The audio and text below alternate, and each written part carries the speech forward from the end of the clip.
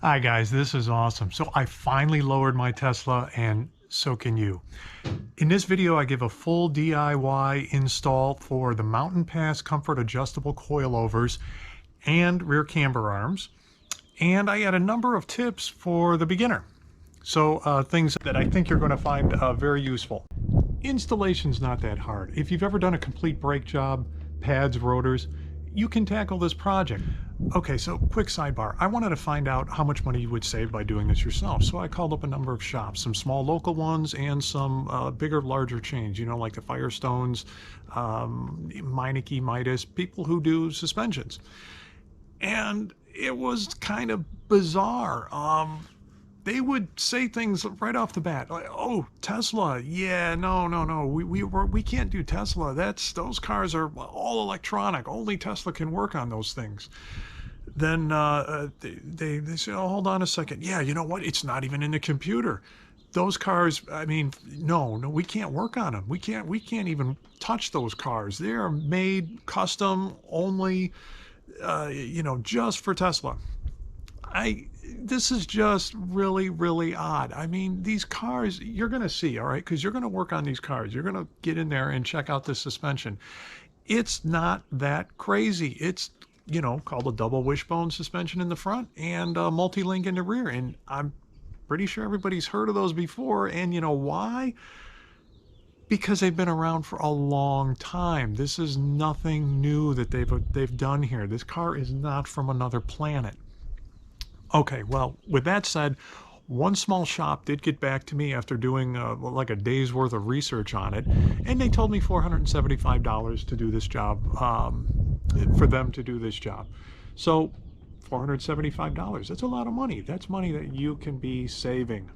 So the only special tools you're going to need for this job are spring compressors. Now, this is a fantastic deal. You go to your AutoZone, Advanced Auto, and you can borrow these tools for really nothing. You give them a $50 deposit, and as long as you bring them back in 90 days, you get your $50 back. So super sweet deal. The only other thing too that you might need are the top of the shocks to remove the top.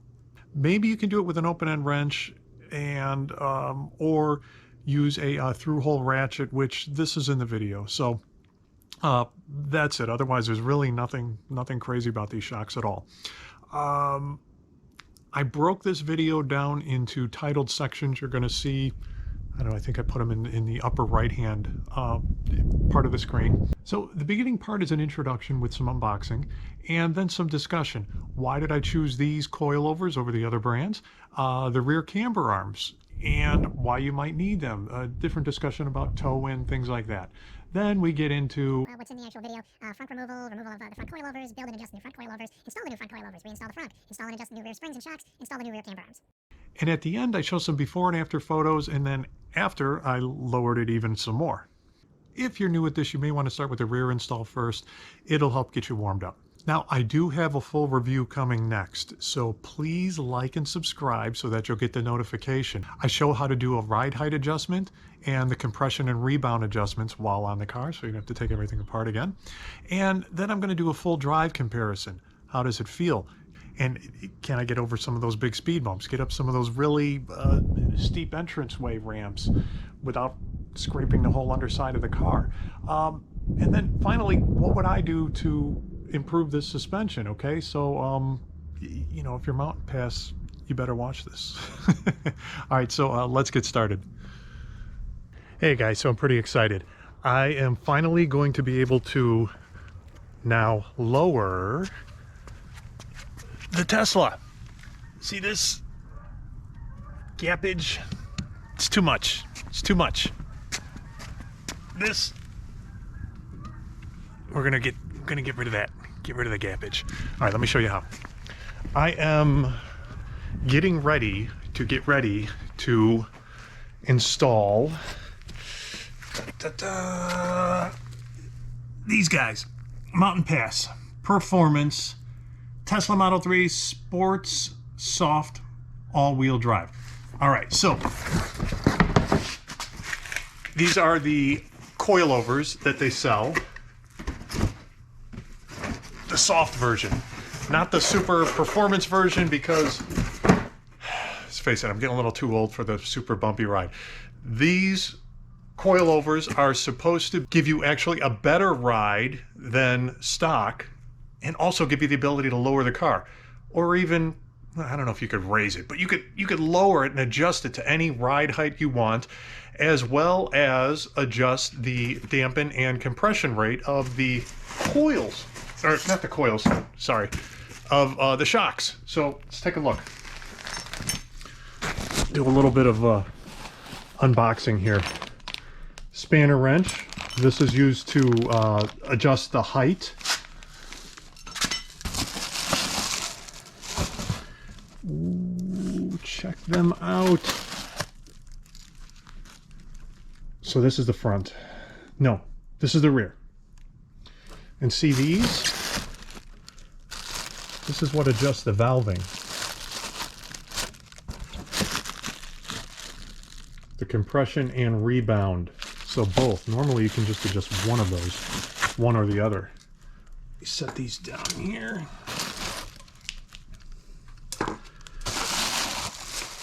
Ooh, ooh, ooh.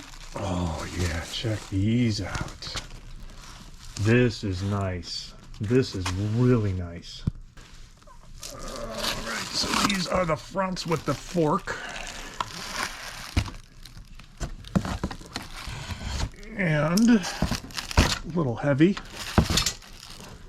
Where's the adjustment on this? Oh, the adjustment's on the top. Okay, so that's what this little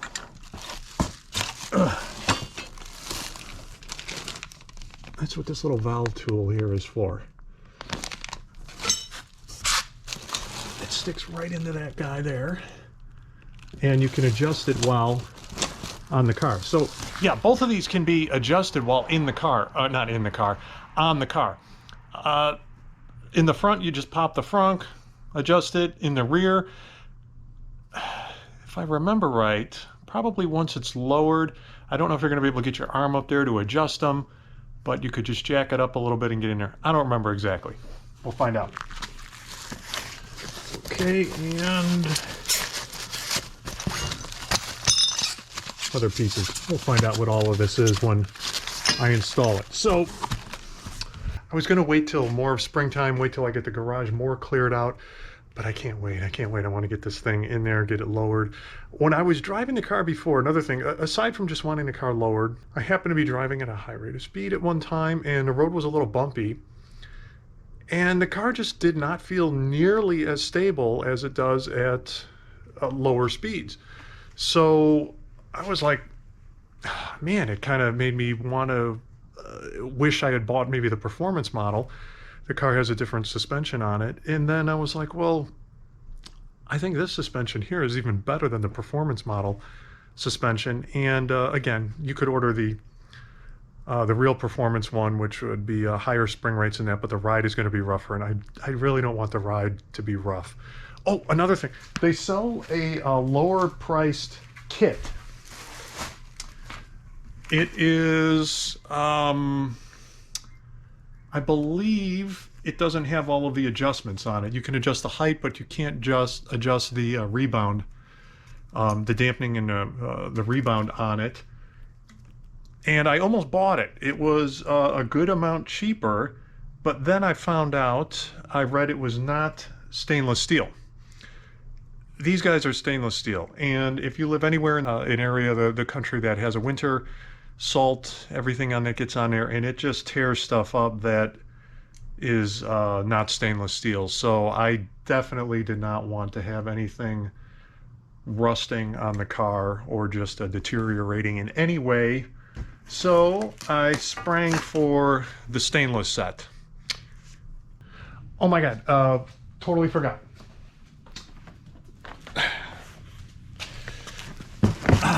Camber Arms.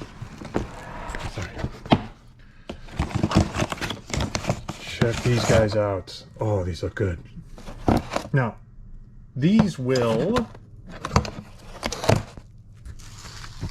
adjust the camber. This is for the rear, and these parts here make it adjustable. So the length is adjustable on them. The camber on the car is you know, if you're looking straight on the car, you've got the wheels and tires. The camber is when the wheels do this or that. You know, you guys see the super low riders and the camber is like super tired, wheels and tires are super kicked out, usually in the rear, but front also. Well, you only want so much of that. It's good to have a little bit of that, so when you take corners, it kind of straightens out, and there's some advantages to that.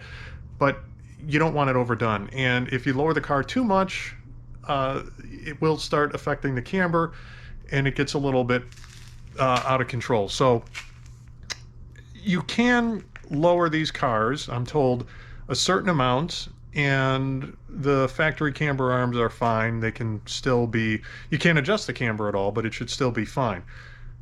But if you lower it too far, then your camber is going to be out of spec, and it could cause a little bit too much wear, you know, uneven wear on the tires. So I didn't want to take a chance. I just wanted to order everything at the same time, and while I'm in there taking things apart and putting things on, I might as well replace the camber arms and put these adjustables on there. So when I bring the car into Firestone is where I go. I'm actually going to make another video on that to get the alignment adjusted. They'll be able to adjust that, fine tune it to exactly wherever I need it. Also, more important to tire wear that I've learned than camber, while it seems like camber would really wear out the inside of your tires, which it does wear it out more, the toe is way more important. So, you know, camber is this way and the toe is this way. When your toe is out, your car is going straight, but your tire is just a little bit off. That really, really wears the tires out. And on my car, even though it was factory adjusted, no other changes made to the car, the toe in the front, it's in the front or the rear? I'd have to look again. It was off. I'll get into it later, but one of the tires was worn out very unevenly, and it was really strange. So I took it into Firestone, had them check the alignment, and the toe was pretty far off on it. So anyway, camber arms, got them. All right, so let's get started. First thing we need to do is take the entire frunk out, which is really not that hard at all. Pop this panel out. Don't pop it off too hard, too fast, because there is a wire attached to an LED in there that needs to be unplugged. Really no big deal. Then you need to gain access to the 10mm bolts that are holding everything down. This cowl needs to come off first. It basically just pops out. Just work your hands around it and pop it up. And there is one more 10mm screw. I got a bad angle there, but there it is. Zip that out. Everything's a little bit out of order here, but I think you get the point. You basically just start pulling the frunk up all the way around. Just work your fingers around. You'll see them when you get out. There's big tabs that have it locked in place, but you really just have to pull it out. You know, again, no special tools required here. This stuff just pulls up. Next, these covers need to come off, and these panel rivets, if you've never worked with them before, just make sure you pop up the top first. Get a screwdriver in there. This one came up real easy, but that top has to come up first before you pull the whole thing out. Okay, I'm already up, putting the car up on my homemade little car ramps here. You're going to need some kind of a car ramp to put your car up on. Even if you can get your jack under there, by the time you get it up and lower the car, you know, lower the suspension, you're going to bring the car down. You might not be able to fit your jack underneath it again. Now, I don't like to jack up one corner of pretty much any car without jacking up also the same side in the back. The car kind of sits all crooked. So on the jack, I've basically got one of those hockey puck things that they sell. You could actually literally use a hockey puck, although it has a little male end that lines up on the jacking point in the rear. And I jacked the car up. I didn't. I was going to say I usually don't leave just a jack holding the car up there, although you can. I put some wood underneath the back tires also, just a couple 2x4s, and I probably set the car down on that. All right, then we, just zip the lug nuts off now that they're loosened on the front. Okay, so this is the front suspension that we are going to be taking apart. What I'm pointing out here is the subframe connector on top of the coilover. It is going to come out also. We'll get into that next. This is the lower bolt on the lower control arm. We've got to then remove the sway bar link and then the knuckle. So here on the top, this is what I was talking about. I've seen videos where people are using a 13mm socket that they have to grind down. If you see any normal socket is not going to fit in there to get those bolts out. If it were, it would be real easy and you could leave that subframe assembly still on the car. It would make this a little bit easier, but the way we're going to do it here is not that difficult at all. There are 4 bolts, 2 13mm and 2 15mm, and one of the bolts is underneath that trim piece there. You just pull the trim piece up a little bit and you can get at it. All right, first let's start removing things. This is the ABS sensor wire, and these these tabs here, these are a little bit hard to get out actually. They're long and you've got to be careful. It's best if you use some kind of tool. But again, these are one of those things where you could start like yanking on it really hard, and then once it breaks loose, you could end up tearing that line up or at least kind of weakening it. So although I've got a tool here, I was still I was still kind of struggling to get this thing out. And I was holding the camera at the same time, but you kind of want 2 hands in there to, again, support it. You don't want to yank that thing out and then end up tearing it up. And then there's one bolt. There's a couple other easier little tabs to pull out. Those come right out. It's really no big deal. All right, I've got another bad angle here, but I think you guys get the picture. You just take this bolt off for the ABS line, pull all those tabs out. On the other side is the brake line. You remove the 10mm bolt there and just kind of set the ABS line off to the side a little bit. Okay, next we're going to work on the sway bar end link. This a lot of times comes off pretty easy. You just unscrew the nut and it's, no problem. But as you can see at the end of the bolt there, they put a Torx pattern in there so that sometimes when that nut, when you're turning the nut, it ends up turning the whole bolt also. So you're going to end up needing to put a Torx bit in there just to hold on to that bolt. So at first it looked like the bolt started spinning on me, and I've got this really cool socket ratcheting wrench that I picked up from Harbor Freight, and it's got this hole through design. So you get a nice 6-point socket on there, again with a ratcheting wrench, and you can access the center of it to put like an Allen wrench in there, or in this case a Torx bit.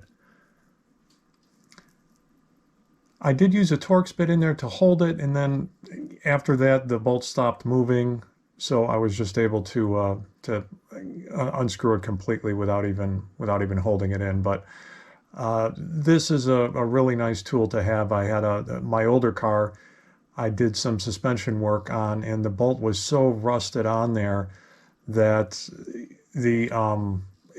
I needed this wrench, because a standard open-end wrench was turning on it. Even it just wasn't working out well. So this is nice.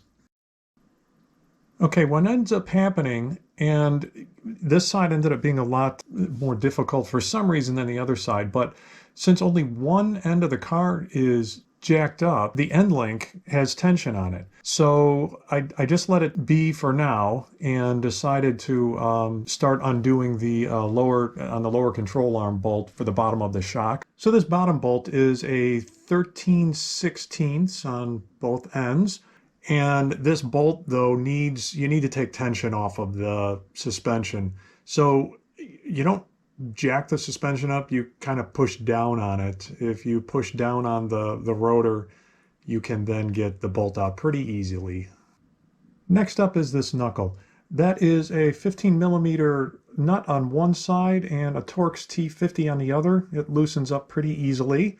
The only little trick here, something that wasn't as obvious to me, the knuckle has to be, you kind of have to squeeze it up into the upper control arm.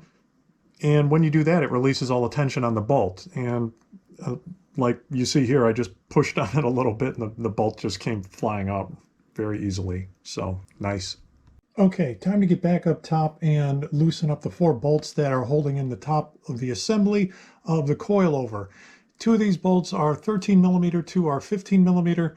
You'll figure it out. Start on removing the bolts. Keep in mind though, when you remove them, the coilover is going to drop. So remove them slowly and you can get a hand underneath there and kind of support it as you're removing the bolts.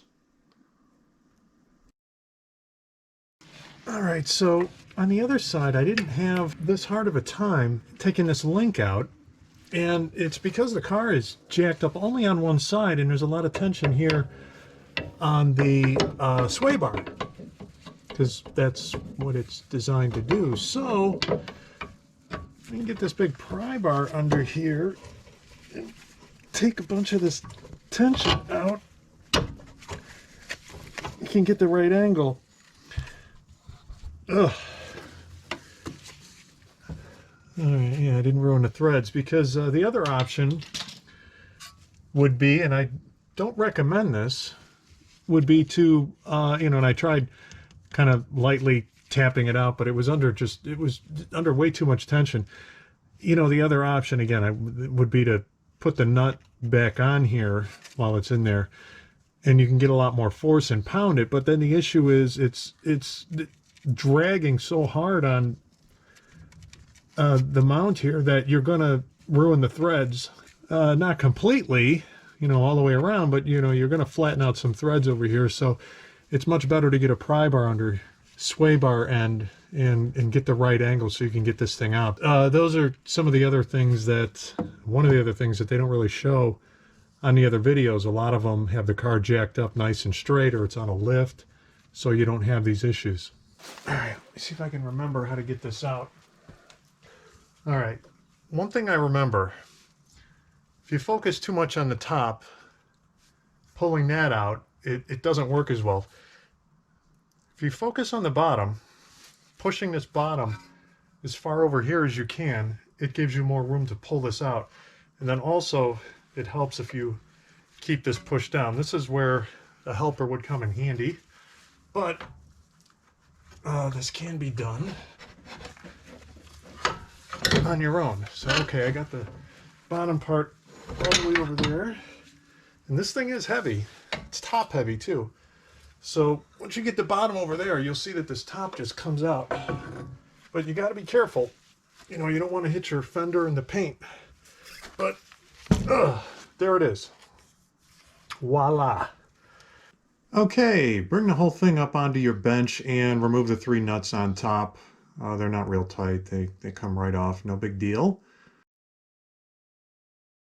So these are your spring compressors. These aren't top-notch, high-quality spring compressors, but they're free. I've got these from Advanced Auto, and for a $50 deposit, I was able to rent them for, I think, up to 90 days. If you don't bring them back, they're yours. The only thing I would do is I recommend oiling these. It will make the compression process easier. It's going to be easier to turn the screws on it. I use 3-in-1 oil. I think in the manual for these it says to use some kind of motor oil. Compressing springs made me really nervous. This was the first time I ever have done this on my own. It turned out to really be not that big of a deal. Even these rental tools are pretty good. You know, they're pretty heavy duty overall, and I didn't see that they were going to fail in any way. So put them on, you know, on the opposite sides of the spring. Now, as a general rule with a spring compressor, you don't want to compress too many coils because then when you uncompress the spring, you could run out of room. In other words, you can't unscrew the spring compressor enough to get it off the spring. Well, with these springs, I found that that really wasn't a big deal because you'll see you're able to get them off the spring even if you can't unscrew the spring compressor all the way. There's still, you can unscrew it enough to bring the tension off of the compressor and then work it off of the spring. And if you don't grab enough coils, to me, there was a little too much tension left in it. The first time I did it, I think I only grabbed 4 coils on both sides, and it didn't pull the spring in enough, so there was still compression on it, and I didn't want to undo the top. I was afraid the top was going to come flying off. It might pull a couple threads off of the screw or something. Maybe it wouldn't. It probably wasn't a lot of tension, but you know, I'm just being a little paranoid probably. Now this impact driver that I had, as I said before, this is just a 1/4-inch driver. It's really pretty weak, but even so, it still turned this spring compressor enough to make it a lot easier. You can do this manually. I'll show how I did it manually. It's just a lot more difficult to do when you're turning a wrench because the whole thing wants to turn on you and you've got to hold it down. I ended up putting like a, just to show you how, I put a big screwdriver in the fork there just to hold it. But yeah, it's a lot of work to do it that way. And just go back and forth. Don't overdo one side. Don't put don't clamp down on one side a lot more than the other. It'll just get a little too sideways on you. Then when it looks like you've got it compressed enough, just take a look at it. Make sure that the spring doesn't look like it's really pushing on the top anymore, and you should be good to go at that point. You can then pop the cover off of the top, the dust cover off the top of the hat, and unscrew the top. When you take this top off, be careful. That's why I really checked to make sure there was still no tension on that spring pushing up on it. If you've got any tension on that spring, it's going to want to obviously push that top off. And the more tension, the more hard it's going to pop that top off on you. So just take it, just be careful. I think I even put safety glasses on at this point again. I get paranoid. These springs are, this is a lot of force. One of these springs would happen to let loose, it's going to cause a lot of damage, so just be careful. With the spring compressed, all you got to do is take the top off. The nut can be a little bit tricky. You'll see me here try to use my little impact wrench, and it wouldn't come off. So then I had to use a socket and with a lever to hold everything in place to get it off. Then I went back to the impact, and the internal, the threaded rod inside started spinning. So I had to go back to my through-hole ratchet that I showed before in order to put an Allen key in the center of it and turn it that way. So this way you hold that internal threaded rod with the Allen key, and then unscrew it with the ratchet with the through hole. Without that, I'm not honestly sure how you get that off. I've seen people just zip it off initially using some kind of a impact wrench or a power tool or something, and it just zips off. Maybe if it zips off in the beginning, it'll just completely come off. But in my case, neither of them did. I had to use my through-hole ratchet both times. So there you go. When decompressing the spring, it's the same as when you compressed it. Just be careful, go slow, go switch off one side and the other, make sure the spring is decompressing equally.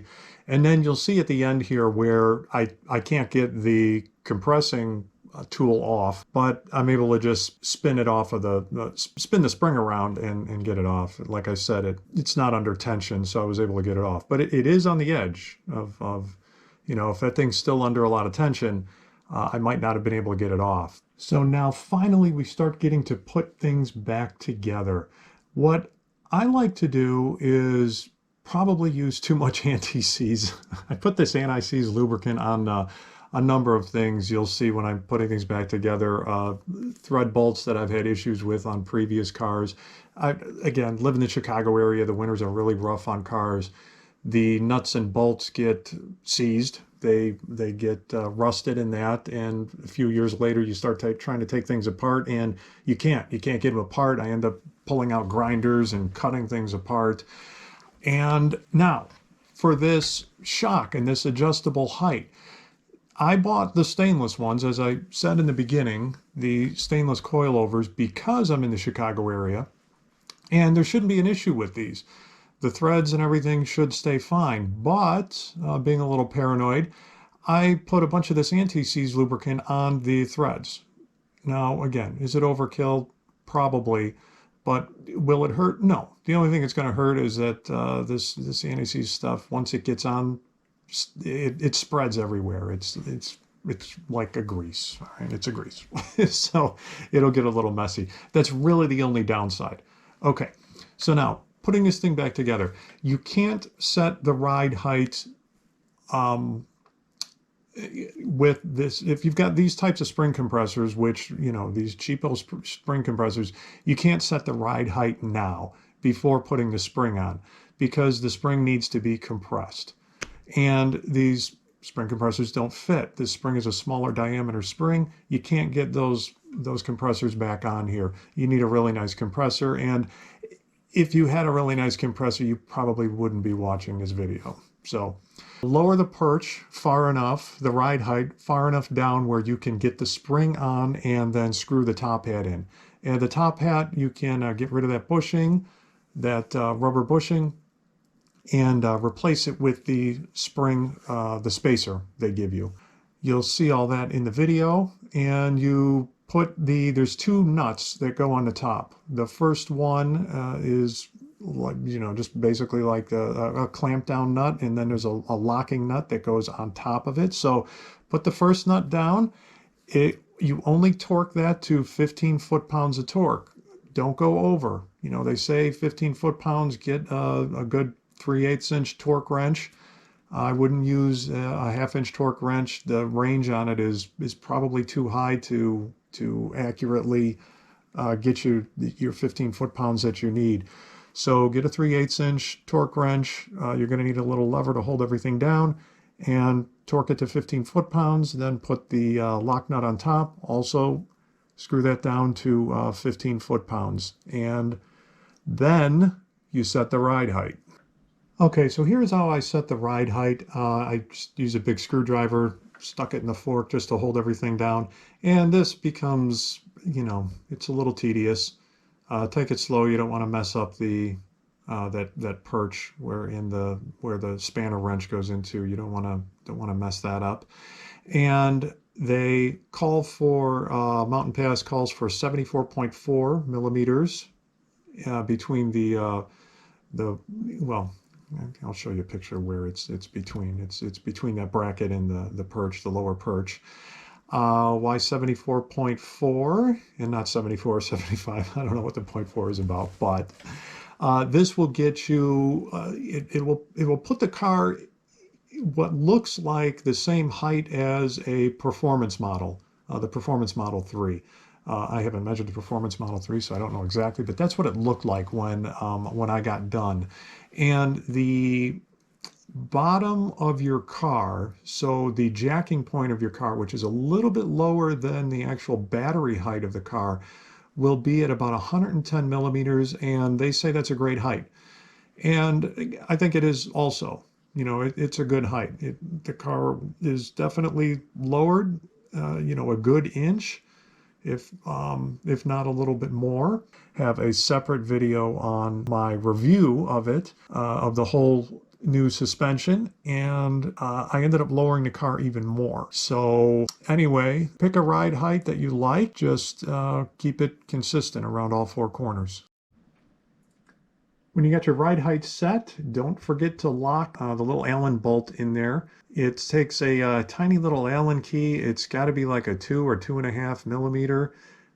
Sorry, I don't know exactly. I couldn't even read it on the wrench that I had. It's so tiny. But anyway, find one that fits well and tighten it up. Next, time to get the upper control arm mount back onto the shock, and it's just those 3 nuts again. These go on at 17 foot-pounds of torque.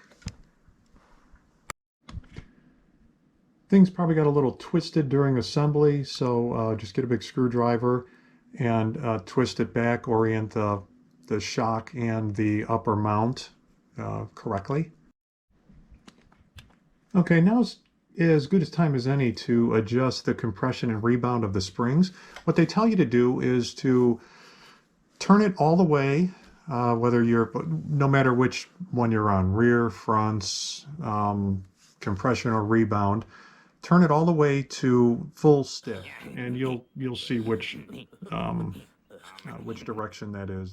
There's arrows and it tells you plus or minus, so all the way to plus. And from that point, you click back 12. So it's actually a little bit, if I remember correctly, when there are, I think, 24 different settings. So if you're clicking back 12, you're going to be a little bit on the soft side. And it turns out pretty good. That's where I left mine currently. I'm probably going to start playing around with it a little bit more, but you know, it's a good midpoint to start. Talking with Jesse from Mountain Pass, he also said to keep compression and rebound within 2 clicks of one another. So you don't really want to have a really strange rebound setting that's way off from your compression. Strange things start happening. You know, the spring could compress really far and then, or the shock and spring can compress really far and then never rebound. So, you know, if, for example, you set them too far differently, things just get weird. So he suggested never leave them more than 2 apart. Once again, I pull out the anti-seize lubricant and lube up the end link.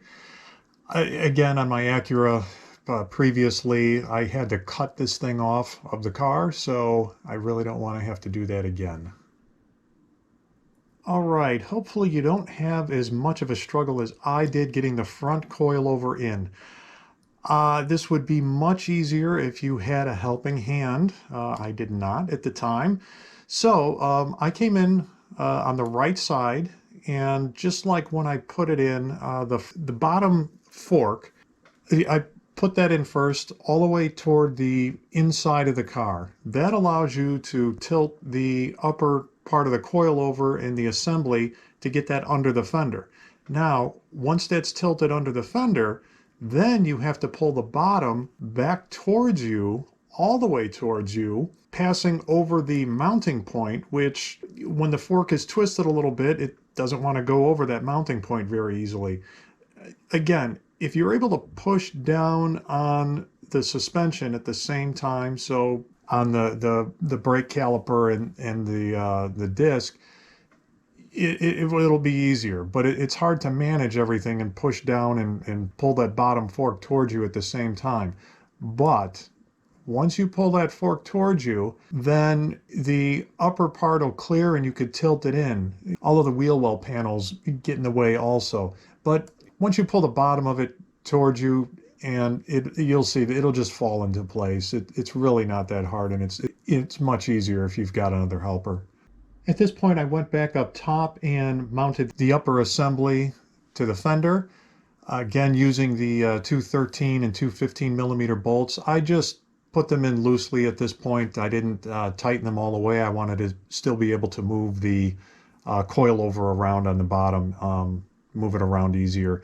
You could probably get away with torquing them at this point, but again, I did not. You should be able to get the lower control arm bolt put in, but don't torque it down yet. That one is going to need to be torqued down with the suspension at ride height. I'll show you how to do that in a minute. Before I put the sway bar end link back in, I jacked the car up a little bit more to line up the upper ball joint and put the pinch bolt in there. And I did not torque it down yet. It will get torqued down to 41 foot-pounds, however. Then, in order to get the end link back in, I had to lower the suspension a bit and to make everything line up a little bit better. And, then you can get the sway bar end link in there and everything will line up just fine. Because of how that sway bar end link is with that bolt that spins, I really wasn't able to get a torque wrench on there because I couldn't hold the center bolt with the Torx bit and use the torque wrench. So I just basically torqued it down to feel. It felt like 72 foot-pounds, or in this case, 54 foot-pounds, because I used the anti-seize on there. Again, when you use the anti-seize, you've got to take 25% off of the torque rating, according to anti-seize. Anytime you've got any kind of lubricant on a bolt, the torque rating gets interfered with, so you have to take off. Usually it's at 20, 25 or so percent. In this case, when anti-seize, it's 25%. I went back up top at this point and torqued down the upper control arm mounting bolts. The 15mm bolts torqued to 46 foot-pounds, and the smaller 13mm bolts torque only to 26 foot-pounds. Here's where I torque the upper ball joint, that pinch bolt, to 41 foot-pounds.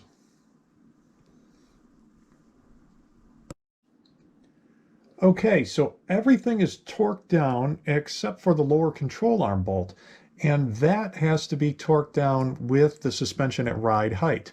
How do you do that?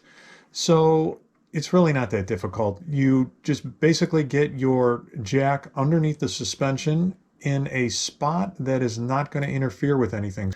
Now, to get it to ride height, you just keep jacking it up until you see the car come off of the jack stand, the safety jack stand, a little bit.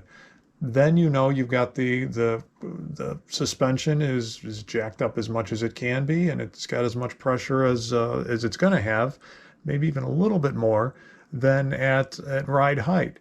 So once you've got it there, just torque the lower control arm bolt to 78 foot-pounds. If you happen to put any anti-seize on there, again, knock 25% off of that, and you're good to go. You can lower the control arm or lower the suspension slowly, and double check all your nuts and bolts. Make sure you got everything up there or torqued to spec, and everything's tight, and you're good to go. Okay, spoke a little too soon. You've got to get the ABS line and the brake line back on. Those are those tabs. Again, they push back in, and those bolts go back on. No sweat. Then you put the wheel and tire back on, torque those lugs to 129 foot-pounds, and now you're good to go. As I warned before in the beginning of the video, when you're lowering your car down again with the wheel and tire on it, it's going to be lower. So you may need to add another 2x4 or something underneath the car, because remember, you've got the safety jack and everything in there, and you may not be able to get the jack back out from under the car if it's now a lot lower. The Frunk and miscellaneous panels pretty much just pop back in. They do have to go in order though. The only small trick is to remember to keep this wire from getting pulled underneath the frunk. I just stuck it in this spot here until I put the frunk back in, and then you just pull it out. It's right there. Once lined up, everything else pops in or is screwed back down. It's simple.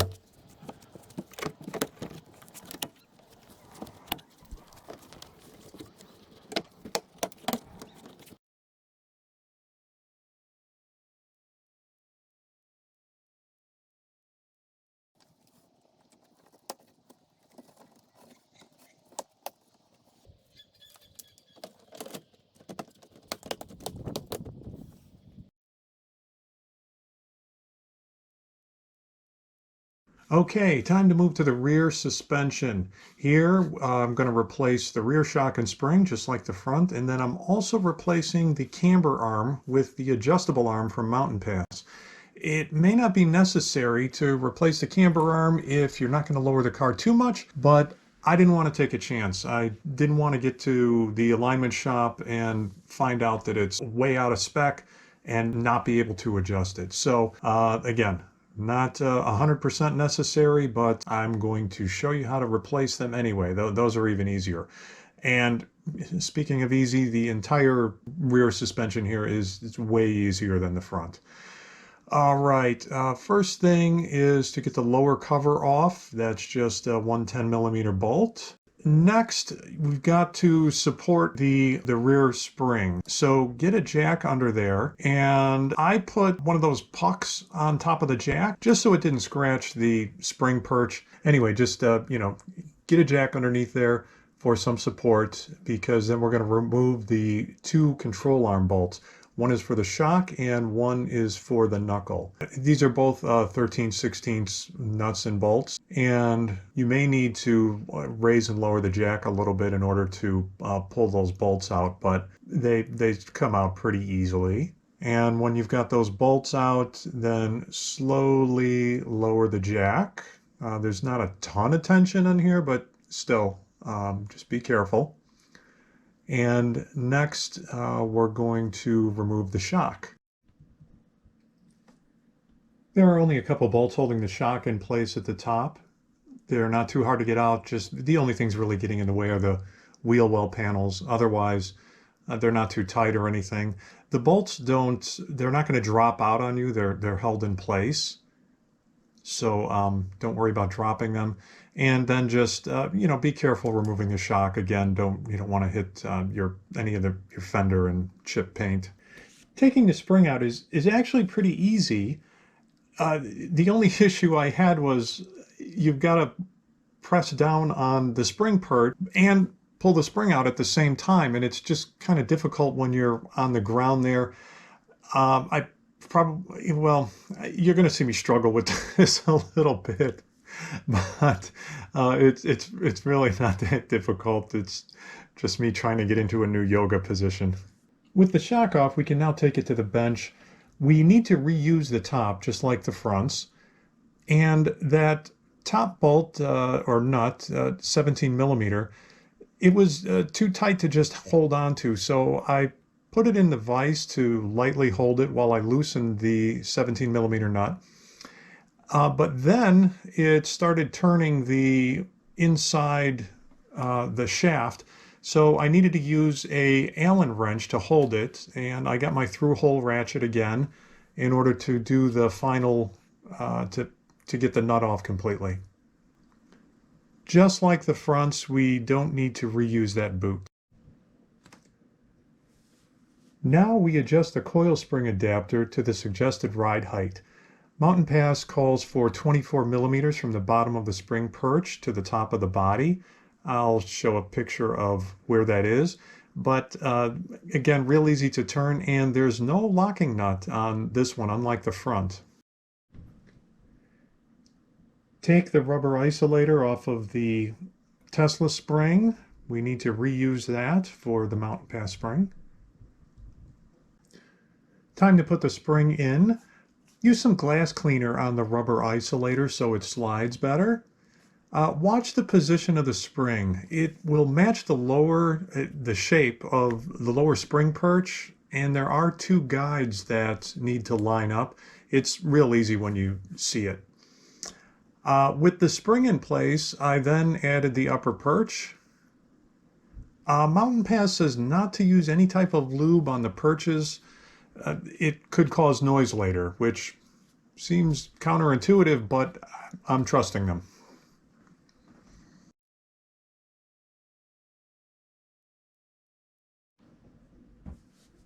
Back to the shocks. Same adjustment for the compression and rebound. Go all the way to full stiff and then come back 12 clicks.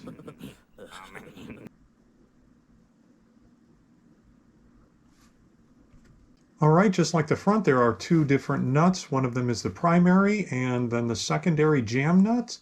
Both of them go to 15 foot-pounds of torque. And when you're tightening these, the top and the shock and everything twists, so you have to be careful though. You want to orient the adjusters so that they're going to be facing outwards, so that when they're on the car, they're going to be easier to adjust. And again, be careful with those two nuts. Only torque them to 15 foot-pounds.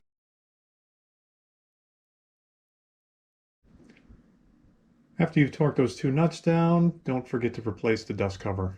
Okay, the rear shock goes back in pretty easily. It's light, so you can hold it up there and start those bolts. They do get torqued down to 30 foot-pounds, and you can do that right off the bat.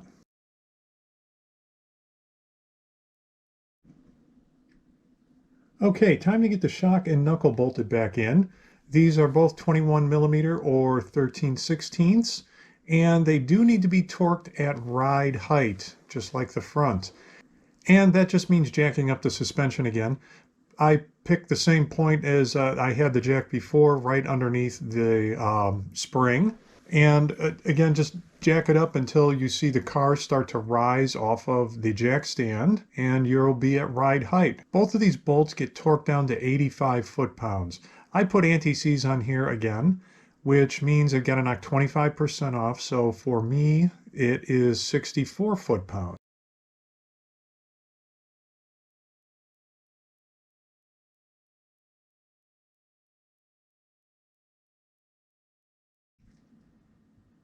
If you're not replacing the camber arms, then skip ahead. You are done.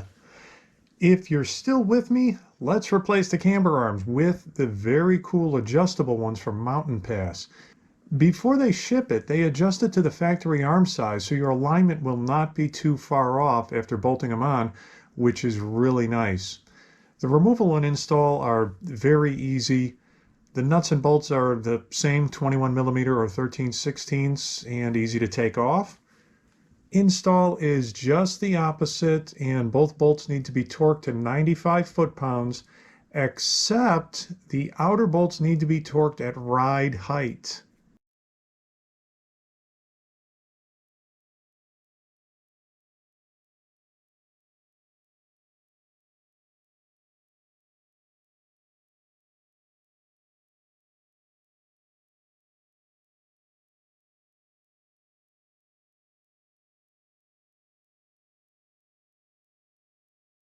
Also, I don't show it here, but check that the Mountain Pass adjuster lock nuts are torqued. They say they should be torqued to 66 inch-pounds using a 1/4 inch torque wrench. I don't actually have a 1/4 inch torque wrench, but I did check that they were tight. Remember to put the lower cover back on, and you are done with one side. All right, quick video edit. I was about to recommend getting your car aligned right away.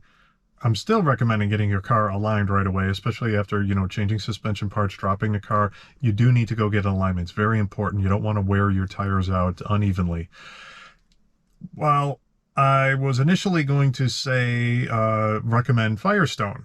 You could get, well, I don't even want to say much about it, but you were able to get a lifetime alignment for, relatively inexpensive amount of money over the lifetime of your car. Well, turns out Firestone can't seem to handle Teslas any longer. They are complaining about needing to reset the SAS, steering angle sensor, and they say they can't do it. Now, and then they tell you to go to see Tesla to have your alignment done. I found a local shop that I'm going to be using, and I'll put that all in my review coming up.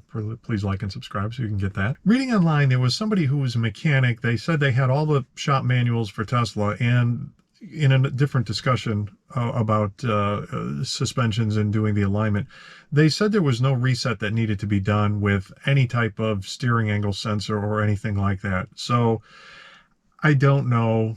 Firestone, they aligned my car before, my Tesla Model 3. They've aligned many other Tesla Model 3s, but I talked to an area manager, and he said that 6 months ago they had some new updates, and their computers are now coming back saying that they can't do them because of this steering angle sensor that needs to be reset that they can't do.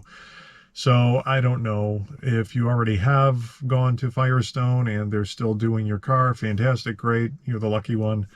I was no longer able to do it. I had it done once. Now they won't do it. I called a couple other shops too, and Firestone's in my area. They also said they wouldn't do it. So I gave up. I found a different place. Anyway, quick edit, get your alignment done.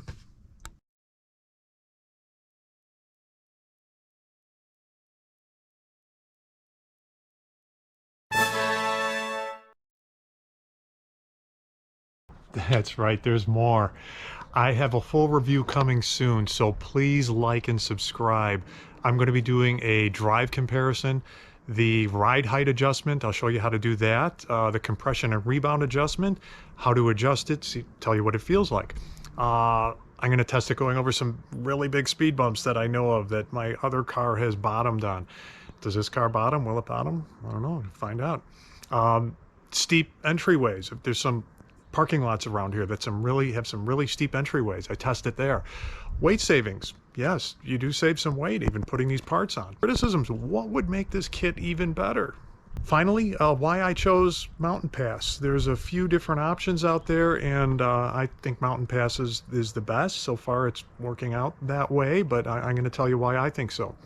And I also have a bunch of other things coming. How I blacked my Tesla out for like $30. A bunch of other little upgrades and tests. Some garage upgrades I've got coming. Now that you've lowered your Tesla, never put these on again, okay? Do not ruin the look. You got a really cool look going on here. Where is it? There it is. Okay, don't ruin it. And let me show you something else. Okay, check this out. You're not only going to improve the look outside your car, but you're going to improve the looks of the inside of your car. See this? Yeah, forget about that. Check this out. Here,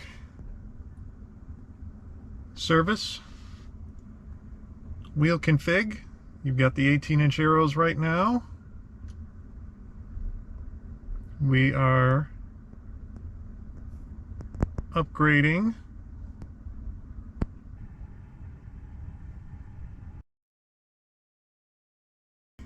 All right, check it out. Brand new, improved look. Just like the outside of your car. So yeah, upgrade all around. If you notice here too, all right, this is lowered. All right, it's clear. It's very clear that this is lowered. All right, they want you to lower your car. All right, I think it's obvious. This is something you have to do. You have to do this.